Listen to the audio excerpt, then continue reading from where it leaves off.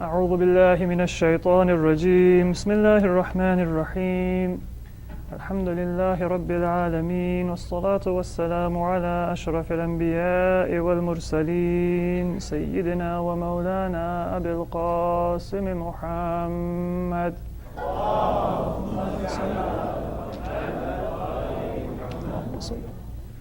وعلى أهل بيته الأطيبين الأطهرين الهداة المهديين واللعنة الدائمة على أعدائهم إلى قيام يوم الدين رب اشرح لي صدري ويسر لي أمري واحلل عقدة من لساني يفقه قولي. Assalamu alaikum wa rahmatullahi wa barakatuh. Inshallah, today in this workshop we will be discussing the Facebook profile of the Imam of our time. And those of you who know me know that I know nothing about Facebook, and I can add to that I also cannot claim to have any insight about the Imam of our time beyond that which I have learned and I have studied. But the conversation is something that can still be productive and meaningful for us. It will require, though, that you attend not with the intention of listening to a lecture and then having a question and answer session. I'm going to request, and the success of this workshop is going to depend on your active participation. So I want to begin with a question. And don't worry about preparing your answer or thinking whether the answer is going to seem well thought out, is going to seem provisionary or whatever. The first thing that I would like us to look at, already got our first note. Can everybody hear me? All right. So the first question that I would like to begin is, if the Imam of the time were to be present either in public, or if he were to say that I am scheduling special appointments and I'm going to give you, say, an appointment, or whatever opportunity could exist to meet the Imam, what would you make on your list of priorities the top thing that you would like to address with the Imam? Or what do you think a Shi'i, a follower of Ahlul Bayt, or a Muslim should put at the top of their list? How would that meeting be arranged? Right. For many of us, really, we might actually come back and say, I don't really know. I don't know if there's anything that I have actually a need to talk about with the Imam. And that tells us something about the reality of our relationship with the Imam of our time and with Ahlul Bayt and our connection to Islam. If we have kind of fulfilled and filled all of the spaces that could exist within our lives, within our decision making, there isn't really any emotional, any intellectual, any spiritual, any material need of Ahlul Bayt in any of the different dimensions of our life. So if the answer is, I haven't thought about it and I don't know and there really isn't anything, then that is something that gives us a bit of insight about what we need to change about our lives. So what would you think would be something that you could I would ask him to clarify the things that I cannot really decide what is right, what is wrong. Something that I can see and it's very difficult to who is happy, wrong here. So I would ask him to clarify for me. Okay, so you would ask the Imam, can you clarify certain issues? And I like that you would want to clarify what is haqq and what is batil. Some of us, we might come and we say, all right, I have 5 different fatwas that I need to know. Now, when I pray and I do sajda, exactly how does my knee have to lay on the ground and how much pressure do I need to apply? And if I am doing wudu, for example, can I wash my arm backwards or not? And those are legitimate questions as well. But when we want to clarify things or we want to get things clarified, the most important thing and what is missing when we don't have ready access to the Imam, of course, is what defines what is right and what defines what is wrong, and how can we gain insight into that. So that's a very important thing that we would want to ask the Imam. And ideally, we should have certain questions within our mind. The problem that many Muslims have is that in our mind, we already think that we know all we need to know about haqq and batil. Everything about certain cultures or certain communities or certain groups is evil. Everything about a person or an institution that I am on good terms with is good. And so neither in terms of what I consider haqq, nor in terms of what I consider batil, do I have any uncertainty. Do I have any unanswered questions? And so if the Imam comes, I don't really have a question. I might have a statement, but I don't have an uncertainty that needs to be clarified. In some cases, we may even have demands. We may even have expectations. And if the Imam, for example, were to come and say that, no, what you think is haqq is not actually accurate, it needs to be modified in a certain direction or in a different direction, then we might actually not just have a prior impression that is unjustified. We may actually have pushback and say that, well, no, I'm not willing to shake the foundations of what I have believed unto now in any way and derive guidance or inspiration from the Imam. So in many different ways, what you mentioned is very important, that we need to make sure that we don't develop a false sense of security and certainty that I know all the answers, I know what is right and I know what is wrong, because then we don't really have any guidance that we are seeking from the Imam. And we'll talk about that and explore some of the meanings of that, inshallah, in the future. But I do want to add to that, that doesn't mean that nothing is clear. The proof that Allah sends to the world, its completion, itmamul hujjah, the completion of that proof depends on the existence and the presence and access to a ma'soom, the Prophet or the Imam. But at different levels, the hujjah of Allah is always present amongst us. The proof of the truth is always accessible to us. And so it's not to say that we can't achieve any kind of certainty. But within the certainty that we do have, the knowledge that we have that Islam is correct, the knowledge that we have that the path of Ahlul Bayt is correct, additional questions should always be present, and we should be seeking the guidance and the answers to those questions.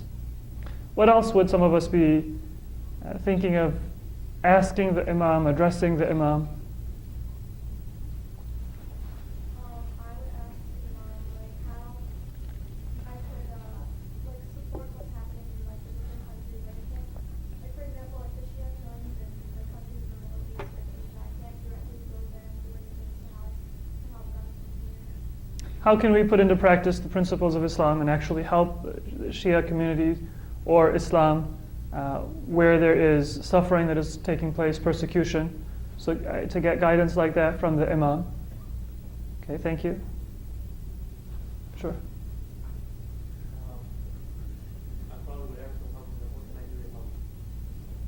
What can you do to help? Not that myself. To help his cause. These are important points, because these questions, they remind us that we don't always have easy or clear answers to certain questions. Now, it's very easy for a person to say, well, how can I help the persecution, help alleviate the persecution and the suffering of Muslims or of Shia throughout the world? How can I help the cause of the Imam? It's very easy to say that, well, you can do this, you can recite this dua, you can take these steps, you can contribute financially, you can contribute by your own time.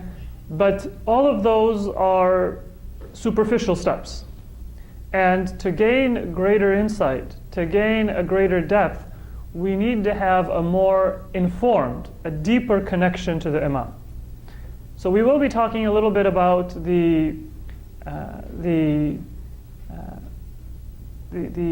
repercussions of our relationship with the Imam, the effects of that relationship and our knowledge of the Imam on issues of social media. But before we get to that, I want to spend a little bit of time, perhaps a little bit less than half the workshop, rethinking our relationship with the Imam as a whole. Because if that relationship is not correct, or is not as meaningful as it needs to be, we may not actually be able to derive the insight that we need. All of you are familiar with the question that evangelical Christians often ask, what would Jesus do? Right? Generally, that question is asked when the answer is meant to be obvious. It might actually be obvious. Like, would Jesus join the Republican Party?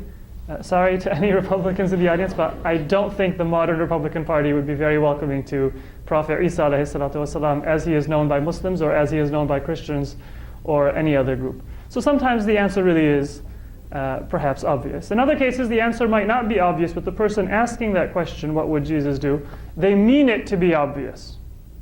Right? And in those kinds of places, you don't actually need to ask, what would Jesus do? Because your own conscience or your own understanding of the general teachings of religion, that is sufficient to get you to the answer. The question, though, is needed. And there is really no difference between asking what would Isa alayhi salam do, what would the Prophet of Islam do, what would any one of the Imams do, what would the Imam of our time do, because according to our Islamic belief, they would all do what is their obligation, and they would follow the same path and the same principles in their lives.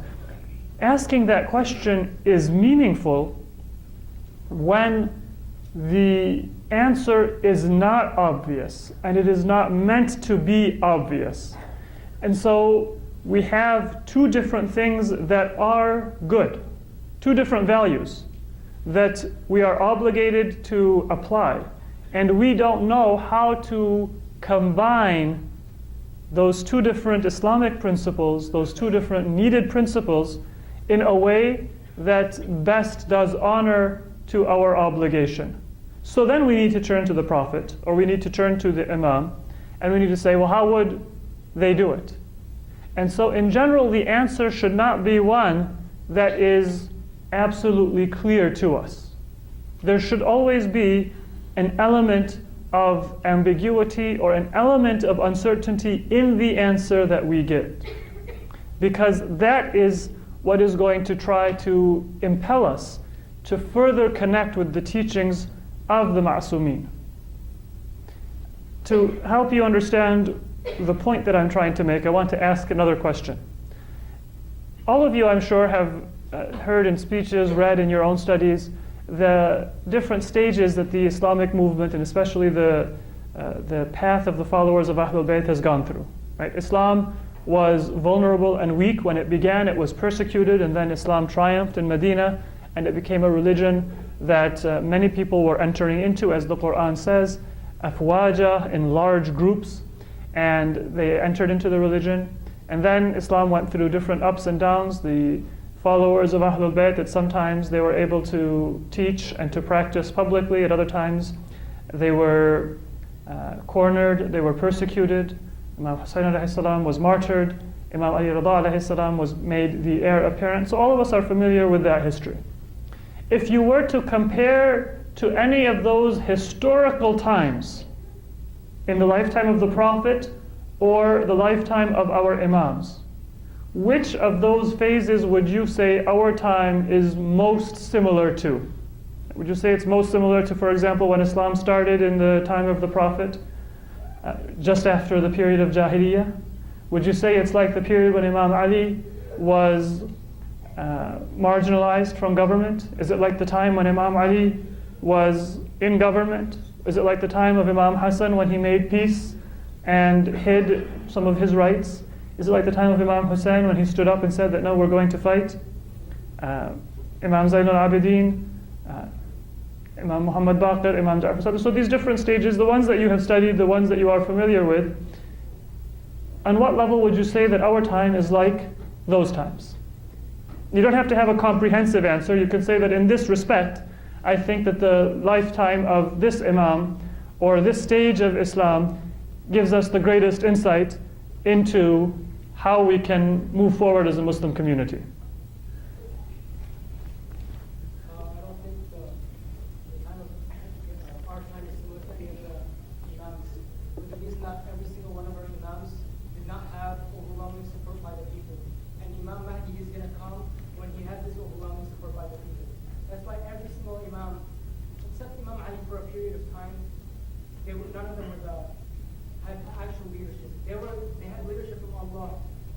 people did not accept the leadership.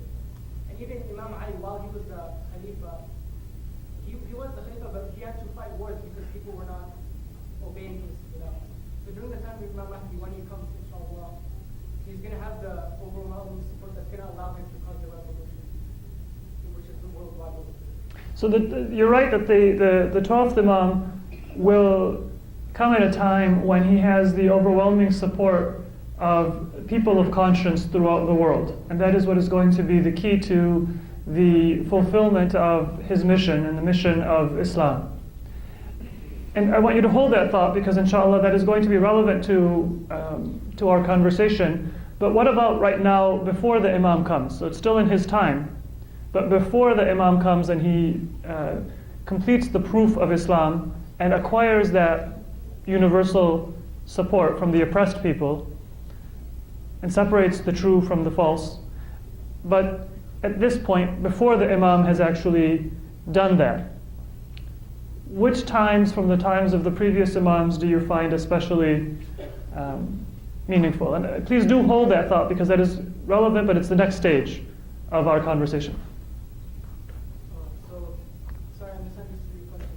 So if we're talking before Imam Mahdi comes, essentially similar to many of the Imams, but I would say during the time of Imam Hasan, because Muawiyah was basically killing the Shi'as, he was undermining the Shi'as, he was spreading propaganda against the Shi'as, he was spreading propaganda against the leader of the Shi'as, which is Imam Ali, Imam Hasan, Imam Hussein.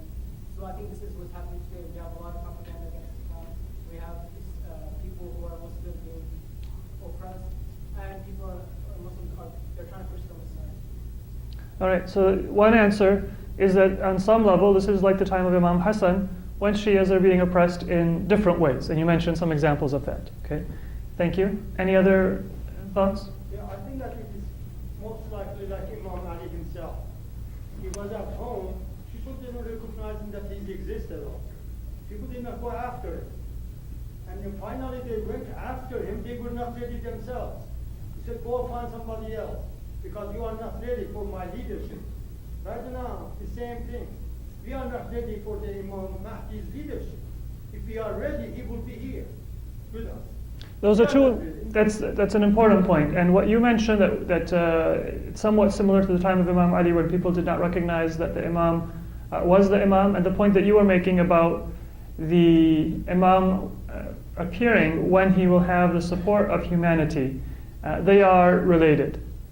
The major element in the phase that Islam is in right now is that the hujjah of Allah, the proof of Allah, that authoritative proof of Allah is personified in the Imam of every time, who completes that proof. That proof is absent. Absent in the sense that it is present. The person of the Imam is the proof of Allah, is the hujjah of Allah, and that proof is present, but we don't have ready access to it. In the time of the Imam, Imam Ali alayhi salam, people did have access, but they did not have sufficient knowledge of the Imam. What that means is that we need to have that intellectual level of humility in understanding what are our obligations. We need to have a recognition as a society and as a community that there are certain things that are the basis of our relationships. There are certain clear teachings of Islam, clear practices of Islam. There are certain means of answering questions that we might have, given the fact that the actual answer is not accessible to us. We have to take those steps.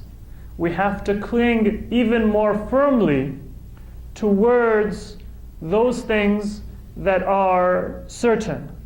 Because when uncertainty comes, we don't always have the answers that we would need to have. Some of you may have read histories of Islam that have been written by non-Muslim and by Western scholars, and sometimes there is a jolt that comes in the mind of many Muslims when they read those sources, But that jolt comes because we have a misunderstanding of our own history.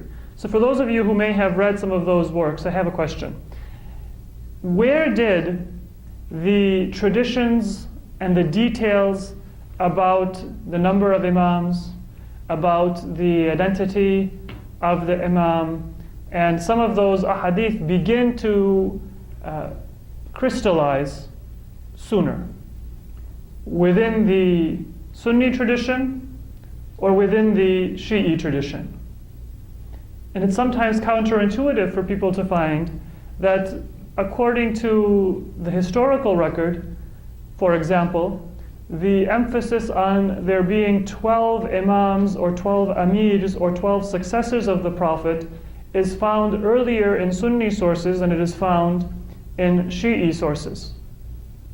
And similarly, when it comes to several other formative parts of Islamic belief, it's not because it didn't exist within the Shi'i tradition. Those 12 imams, you will not find any accurate list of them with any group but those who follow the line of the 12 imams from Ahlul Bayt alayhimus salatu wassalam. But that number 12 was something that was focused on outside of this imami line first. Why? Because they had lost their access to the Prophet and to the Hujjah of Allah. And so they began to cling to ahadith sooner. Within the Shi'i tradition, they knew who their imam was, they knew who they would go to ask questions. So it wasn't as important to them to know how many imams there are going to be. It was an important question, but it wasn't the most important question. It wasn't front and center in their minds because they knew that Imam Ja'far Sadiq was their imam and that after him he would make the arrangements for the imam, the source of guidance who was to succeed him, and every imam would fulfill that obligation by Allah. The imam will tell us which of them is going to lead the uprising against the oppressive governments and how that uprising is going to take place, and every imam will tell us who the next imam is, and they will tell us when the line of imamat is going to come to an end. So the importance of that question, it didn't become as clear to the Shi'i community as early as it did in the non-Shi'i community that didn't have that direct connection. So they began to wonder, well, how many imams are there going to be? And so they started to look at those ahadith of the Prophet and give them a greater degree of prominence. Some people misunderstand that, and they think that the Shi'is borrowed the concept of ghaiba, or they borrowed the concept of 12 imams, or they borrowed the concept of the Mahdi from a non-Shi'i origin. And the reason I mention it is because it's not that it was borrowed. It is the case that it was given a certain prominence outside of Shi'i circles because people had a need for it at an earlier time. The Shi'is had ready access to the imams, and so those questions were there, but they were answered on an ongoing basis with the imams. As long as I know that my imam is present and I have ready access to him, I don't have that motivation to write down and preserve the ahadith in the same way as I have that motivation when I know that I will not have ready access to the imam. Because I live in a different city and the imam lives in a different city, if I forget the wording, I can't just go down the street and ask. I'm going to have to rely on my memory, or I'm going to have to make sure that I have it written down somewhere. So the Shi'i community was raised by the imam, by the succession of the imams, to have certain red lines, certain priorities, and then certain things that are not a first order of priority. And that is where the question, what would the imam do? How would the imam interact with social media? How would the imam interact with political institutions that we have in our time? They become important. There are certain red lines that Muslims will never cross. The ends do not justify the means in Islam. We do not want to model our behavior, we do not want to model our public presence, we do not want to model our usage of social media on something that is in contravention and not in accordance with the red lines of Islam. But within those red lines, there is going to be a great deal of diversity of perspective and opinion and change that will come in different generations, in different economic groups, in different class groups within the Muslim community. We have to know those red lines of Islam in order to make sure that we don't deviate from the right path. We also equally have to know what type of diversity we need to have and we need to develop in order to make sure that we don't close that importance of having questions that we will take to the Imam. Let me repeat that with different words because it's a very important point.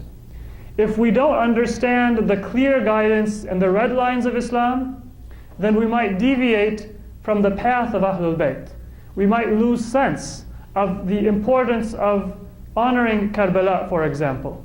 We might lose sense of the importance of worship and the specific types of worship that have become an obligation for the Muslim community in the way that they were taught by the Prophet and taught by the Imams. So if we don't have access to those clear guidance, then we might lose sight of that, and then that will be deviation.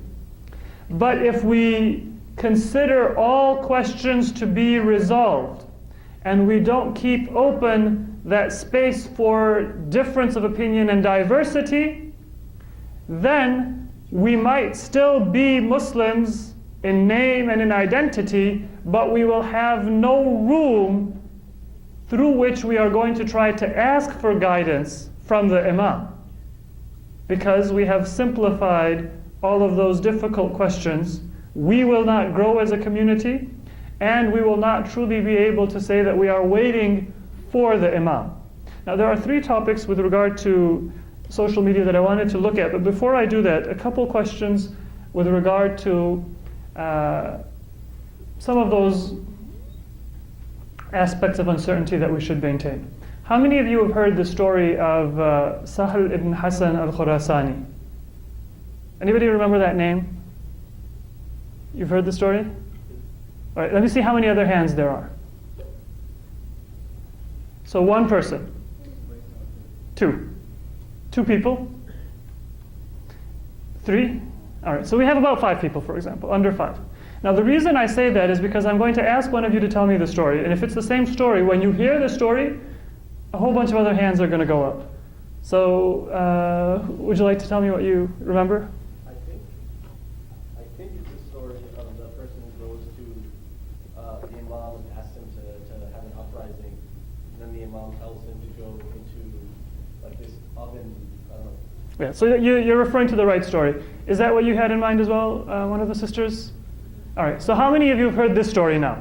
A person comes to Imam Ja'far Sadiq from Khurasan and says that, why will you not rise up? You have 100,000 Shia in Khurasan. And the Imam says, well, may Allah preserve your right. Why don't you step into this oven? He first told his servant to warm up an oven. And the Khurasani thinks the Imam has been offended. And he says that, please forgive me my mistake. And the Imam says that no problem. And he continued to talk. And then somebody came in, Harun al-Makki, and the Imam says, why don't you put down your shoes and walk into the oven? And so as he walked in, he had his shoes in his hand. He put down his shoes without saying another word. He walked into the oven, and the Imam continued to talk to the Khurasani. And after a while, the Imam said that, how many Shia do we have like this out of those 100,000? And Sahl ibn Hasan said, none. And the Imam said, if I had 5, then I would have risen up. Now, how many of you heard that story? All right. And it's a majority of the audience. And most of us have probably heard that story in the sense of this being something that defines our relationship with an imam or with the imam of our time. Correct? Now, what if I told you that that story is not found in any of our primary sources of Shi'i literature or hadith, and we don't really know who Harun al-Makki is, who was supposed to be the 1 in a million companion of Imam Ja'far Sadiq, and Sahl ibn Hasan al-Khurasani is also, well, maybe we have certain suspicions that it could be one person or another, but not very clear. Now, Out of those of you who have heard the story, how many of you have heard that? All right, one person. Right, so we have stories that are told that are meaningful. And I don't want to say that the story is false. That's not my point. There are many aspects of the teachings and the lives of the Imams that we can't always document fully. We take the totality of those teachings, we take the totality of those ahadith, and we are able to document them more completely. Just as an example, an individual part of the bravery or the generosity of Imam Ali might not be documented very strongly in history. But it is clear that if you take the life of Imam Ali, even if I can't prove to you a specific act of bravery in the Battle of Khaybar, it's clear that Imam Ali was known for his bravery. The ahadith, even if some of the ahadith are weak. The poetry of that time, even if not all of that poetry is fully documented. The history and many other aspects of evidence can be marshaled to prove that Imam Ali was very brave, to prove the generosity of the Imam. So similarly when it comes to the teachings of the Imams, my point is not to say that the story is fake. It's not my point. My point is to say that in some cases, the basis of our relationship or our thinking about the Imam is something which is not actually meant to be the basis of our relationship with the Imam. The very fact that we don't know who Harun al-Makki was, the very fact that the Imam had many companions, but this story is not found in those primary sources, it doesn't tell us that the story is fake or that it is made up, but it does tell us that the primary expectation that the Imam had of his followers was not this. The primary way the Imam taught and trained his followers was something else. And so that is something that we should try to spend more time on. Every time there is a talk on the 12th Imam, people will remember this story. And we will say that, well, we are not among those people who will wander into that oven without any questions. But maybe the Imam does not want everybody to develop those attributes right now. Imam Ja'far Sadiq and our other Imams did not make that expectation of their followers at that time. Let me give you another example. All of us have heard of the number 313, right? That there is going to be 313 followers of the 12th Imam when he arises in Mecca, and they're going to be the closest of his followers to him, right? The majority of ahadith that we have about the 313, and yes, sisters, I think some of you may have heard that a few of them are, or several of them are going to be women as well. The majority of the ahadith about the 313 do not mention any women. But they also do not mention that those 313 are necessarily the best of the community or the closest of the people to the Imam.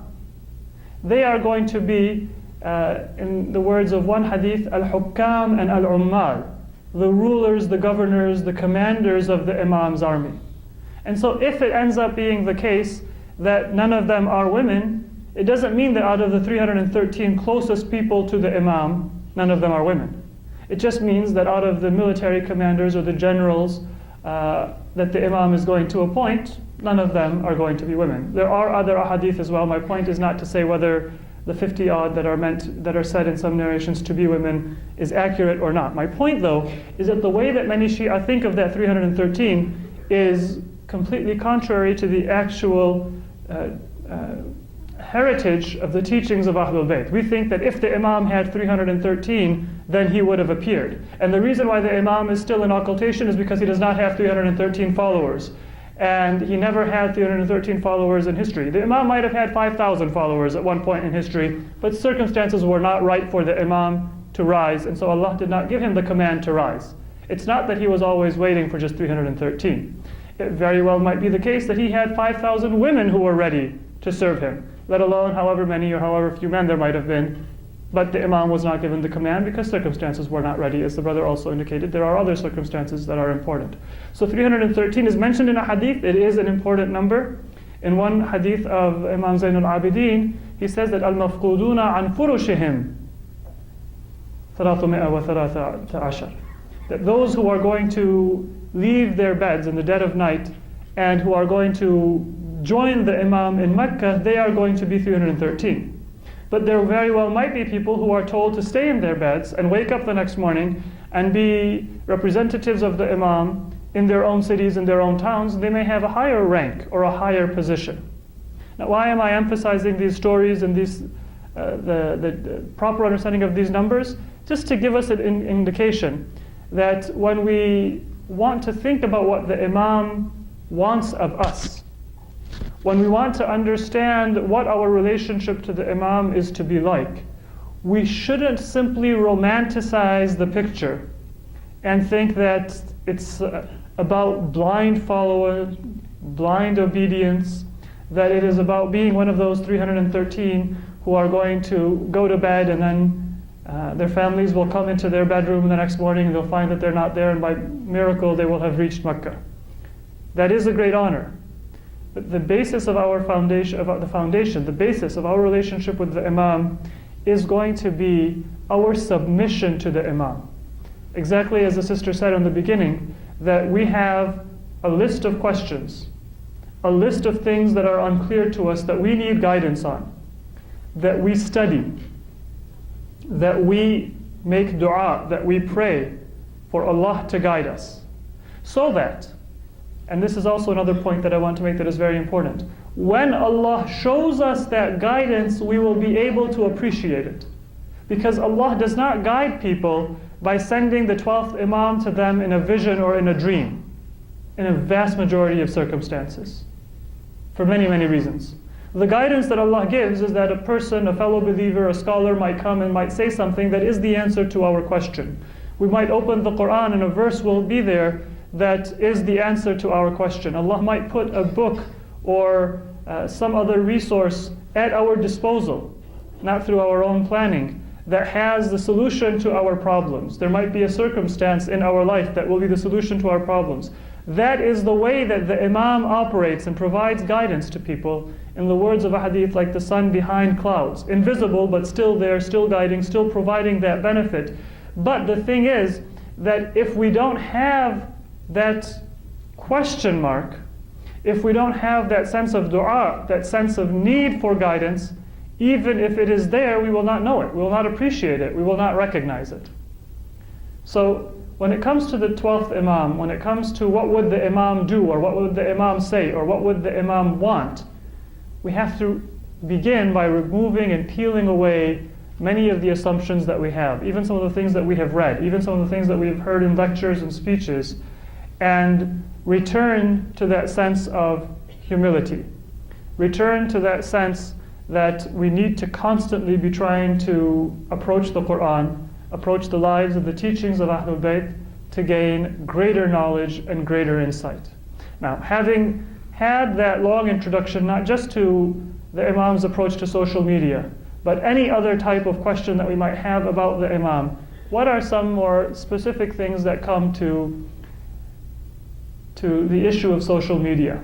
The first thing that I want to mention, and this is something which is somewhat difficult for us to really fully appreciate within Western society, which is based on individualism, which is based on the idea that life, liberty, and the pursuit of happiness is a noble goal, is that we want to remove the narcissism and the centrality of the ego from our lives. That is difficult to do when we have a very active presence on social media, because to a large extent that is about creating a presence for us, and it can often blind us to the fact that we are not that important. In Islam, we have never been taught that you should pursue happiness. In fact, happiness is not one of those concepts that is mentioned as a benefit of Iman. Right? So we have أَلَا بِذِكْرِ اللَّهِ تَطْمَئِنُّ الْقُلُوبُ, that when you mention God, when you remember God, your heart will achieve tranquility. But we don't have surur, we have itmi'nan. Surur is something that is mentioned as something that you should try to give other people. I should try to make you happy. But it's not a goal that I should pursue for myself.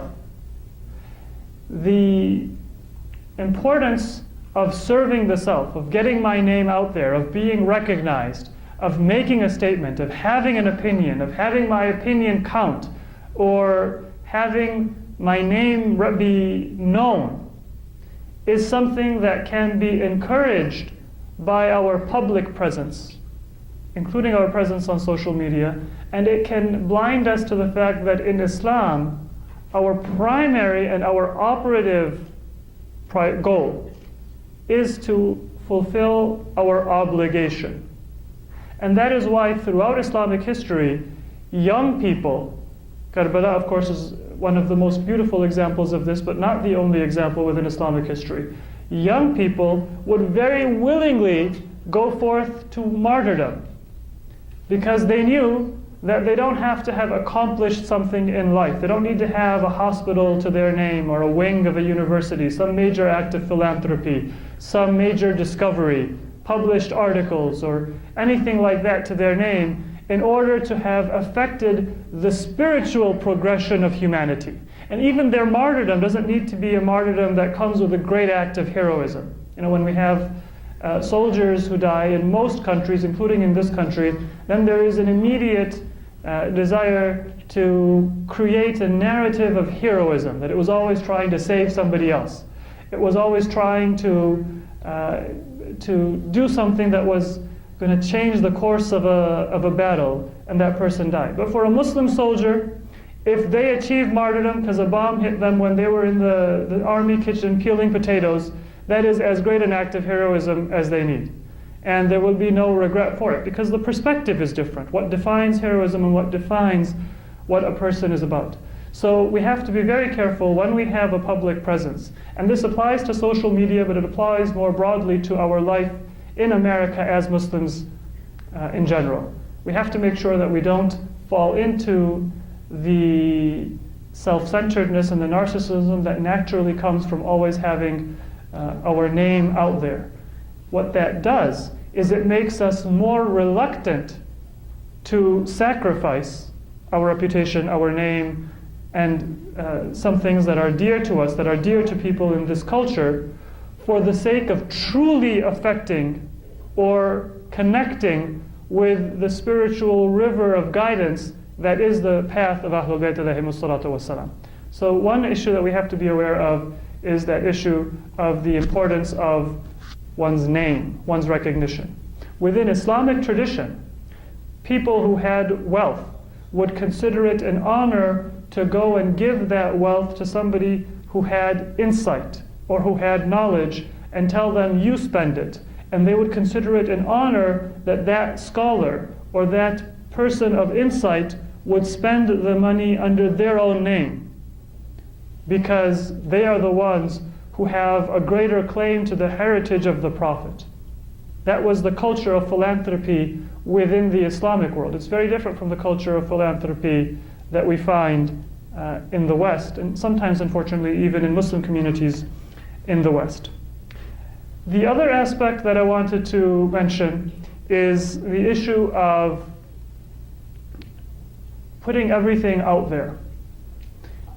It might seem like it is an act of sincerity and a lack of hypocrisy for me to only have one face. But as Muslims, there is a very great importance on us having a level of privacy. Not because that privacy is a different life from our public face. We don't have a private life and a public life in Islam. But because we want to mold our life in terms of our aspirations.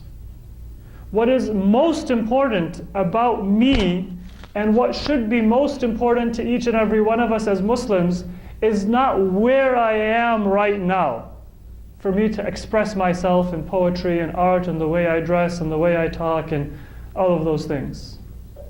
What is most important about me is not where I am right now, but it is the path that I'm trying to traverse and where I want to go.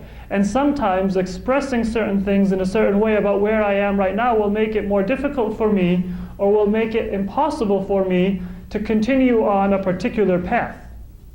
So in deciding what to expose or what to express and what not to, it is not to be hypocritical for me to say that no, I'm not going to express all of my thoughts or all of my opinions or all of the things that I may have done, good or bad, in the past. But it is an act of greater sincerity and greater devotion to a particular path. Many people do not understand the concept of taqiyya. Many people do not understand why in Islam parents will tell you, or we are told, that you cannot just mention events that may have happened in your life if they don't fit in with the Islamic ideals. Many people say that, well, are you telling me to be two-faced?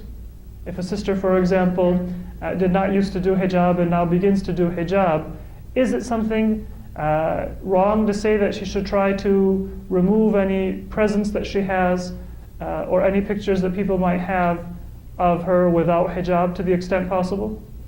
Similarly, if many of us have turned a new leaf in our lives, we have stopped doing certain things that we used to do, that might seem to be hypocritical, or it may seem to be artificial, but it is artificial only if we are prioritizing the now and not prioritizing a path or a direction. So one thing that is important is, so first we started with the ego, and that should not be central. Number two, within our lives, the path that we are trying to follow should be our first concern. There are certain Islamic laws that tie into this. Number one, there are secrets that we are to keep and not to spread to everybody that we meet. The Quran says that whatever you might think of the false gods and the idols that people worship, and in Islam we have no respect for those false gods and for those idols. The Quran itself says that they don't benefit you or harm you, but if they were to do anything, it's more likely that they're going to harm you than that they're going to benefit you, because they can fall on your foot and cause you injury, but they can't provide any benefit to you. That's not the only reason. But their harm is more likely to come to you than their benefit. Yet the Quran itself says that don't insult those same false, meaningless gods in front of people who might then insult believers or insult God without knowledge or out of ignorance. So there is a level of concealment that is good. People don't understand taqiyya. People don't understand kitman or concealment when they don't understand living a life with a purpose. But if I have a friend and I value that friend, then I implicitly also understand that there are certain things that I am not going to express. Right? If some personal tragedy takes place in my life when my friend may have just gotten a new job or a new promotion, I might not immediately express it to that person because I want them to be able to enjoy their moment. Right? We implicitly understand it when we have a certain goal or a certain purpose in mind.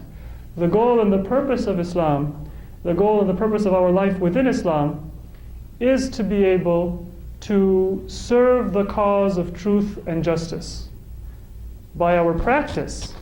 And even if our practice is sometimes lacking or is deficient, then by the ideals that we represent.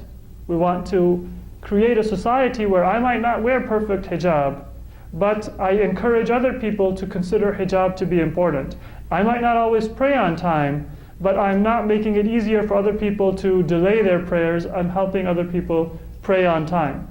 I might not always have the greatest level of practice, but that is the direction that I am moving in within my life, and that is the direction that I am moving in within my family and my circle of influence. That requires a certain amount of concealment of certain things, and that is not hypocrisy. The third point that I want to make is that in Islam, our reputation does not belong to us. It is a divine trust. We cannot do to our bodies what we may wish because our bodies do not belong to us. If we have children, we cannot do to our children what we may wish. We cannot raise them however we want because they do not belong to us. They have been entrusted to us. The same thing applies to our wealth. The same thing applies to our reputation. Because it is a trust, there may be certain times where we have an obligation to make sure that our reputation is honored or is respected, even if we have no personal benefit or reason to do so. And this is an incident that I mentioned yesterday in my Jum'ah khutbah in Baytul Ilm, and I want to mention it here because it's relevant also to how we preserve our reputation in social media. It gives us many lessons. The incident is from the lifetime of Imam Ali alayhi salam. Imam Ali was known for being very generous with his wealth. Because of his generosity and the simplicity of his own life, he was also sometimes thought to be poor. When people thought Imam Ali was poor, what they were also saying is, to use modern language, he doesn't know what it's like to be the CEO of a company. So you can see parallels perhaps with, say, Mitt Romney versus Obama. That I've run the Olympics, I've run large corporations, and what would he have known? That exists in politics at all times. It existed in the time of Imam Ali himself. He's a poor person. He doesn't know how to run the Islamic empire. He doesn't know how to command the Muslim armies. If he saw 10,000 dirhams all at once, he might not really know how to invest it wisely. Talha and Zubair, two of the prominent companions of the Prophet, they were especially involved in saying about Imam Ali that he doesn't really know, he doesn't have a lot of wealth. And so what Imam Ali did in response to that is very interesting. It's counterintuitive. We would think that Imam Ali would say, well, if you don't think that I have wealth, then to hell with you. What does it matter to me? But Imam Ali did not respond to in that way, because he recognized that it's not just a matter of them thinking something about him as an individual, but it also means that they can use that as propaganda in order to turn people away from following Imam Ali. They'll say that what has he ever managed? What has he ever governed? The Imam also knew that it would take away certain opportunities for service of Allah, that it is an obligation for him to be able to perform for the Muslim community when the time arises. What Imam Ali did is he told his agents, and he had property in different parts of Hijaz and in different parts of the Islamic world, that don't give the same charity that I had commanded you to give until now. Gather together the produce that comes from my agricultural lands and other lands, sell the produce, and bring the cash to me in Medina. And then the Imam had that cash, those coins, stored in the same storehouse that he used for his household food, where he would keep his dates. It said that by the end of the year, by harvest season, 100,000 dirhams had been gathered in the Imam's presence, and then he invited some of the senior Qurashis, and including Talha and Zubair, to his house. And he told his servant that when they come, I'll ask you to bring some dates. So go to that storehouse and act as if there's so many coins there that it's a botheration to you. Kick them around and say that, I can't really find any dates. There's so much money. And so the servant of the Imam did that. And Talha and Zubair heard that and heard his expressions, and then they said to the Imam, "Ma hadha ya Abul Hasan? What's going on, ya Abul Hasan?"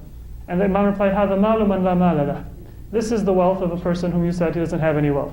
Now, when they left, the Imam immediately said to his servant that now go and give the charity to those people that I had been asking you to give it to until today.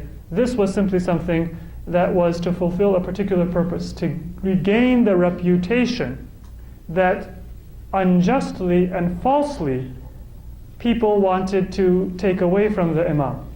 Imam Hasan was once accused of being poor. And the hadith of our sixth Imam says that Imam Hasan borrowed 1,000 dirhams, and sent it to the person who used to collect zakat, and said, I'm giving this as zakat of my wealth. And then that person spread it out to his family. It spread along the grapevine in Medina that if the Imam is giving 1,000 dirhams in sadaqah, then he must have tens of thousands of dirham of wealth. But the Imam had borrowed it to give the sadaqah in order to make sure that his reputation was preserved. So the reason why the Imams did these types of things is because they knew that their reputation is not about, well, I don't want people to think that I can't afford to drive a nice car. I don't want people to think that I can't afford a nice house. But their reputation, their good name, the recognition of their competence, the recognition of their knowledge is something which is going to allow them to fulfill the role that Allah subhanahu wa ta'ala wanted them to fulfill. If they didn't preserve their reputation, even sometimes through extreme measures like this, they would not be able to fulfill that role. So I've gone a little bit beyond my allotted time, but these issues will allow us to be able to have a more constructive presence on social media. We have a goal in our life. We're not just expressing who we are and where we stand right now. There are certain things that we should conceal. We have an honor to preserve our reputation, and we have to make sure that we don't think of our reputation as something that is up to us, or that is not our concern. It's not a matter of being up to us, and it's not something that we can say is not our concern. It is our concern. And it is an obligation that we have to make sure that we are fulfilling before Allah subhanahu wa ta'ala. With that, we can use the remaining time for any observations or any questions that you may have.